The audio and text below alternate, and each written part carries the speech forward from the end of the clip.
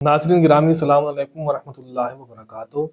आज बहुत कसरत से ये सवाल सामने आ रहा है कि क्या हम ईद नौरोज़ मना सकते हैं या ईद नौरोज़ नहीं मना सकते, क्योंकि शब हैं, अय्याम शहादत मौलाए कायनात हैं, तो क्या हम नौरोज़ मनाएं या नौरोज़ ना मनाएं। तो पहली बात ये कि हम नौरोज़ मनाएं तो किस तरीके से मनाएं। हमारे छठे इमाम फरमाते हैं कि नौरोज़ आप जो है वो नौरोज़ वाले दिन नमाज ज़ोहर और नमाज असर के बाद 4 रकत नमाज अदा कीजिए। पहली रकत में सूरह अलहम्द के बाद 10 मरतबा सूरह इन्ना ज़ल्ना, और दूसरी रकत में सूरह अलहम्द के बाद 10 मरतबा सूरह काफिरून की तिलावत करें।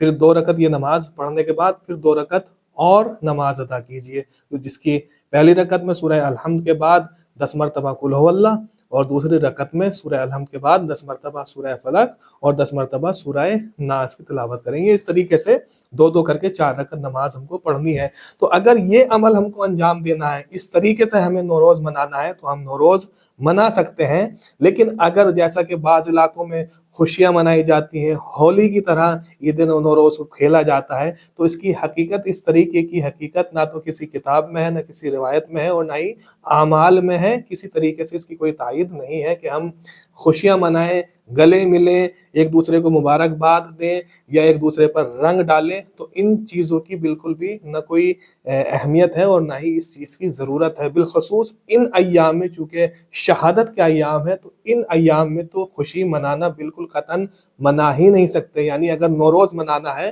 तो 4 रकत नमाज पढ़कर नौरोज़ मना सकते हैं, लेकिन एक दूसरे को मुबारकबाद देकर या पानी डालकर या रंग डालकर होली की तरह या नया लिबास पहनकर इस तरीके से हम ईद नौरोज़ नहीं मना सकते हैं। लिहाजा इस बात का ख्याल रखना है कि कौन सी चीज़ किस तरीके से मनाई जाती है।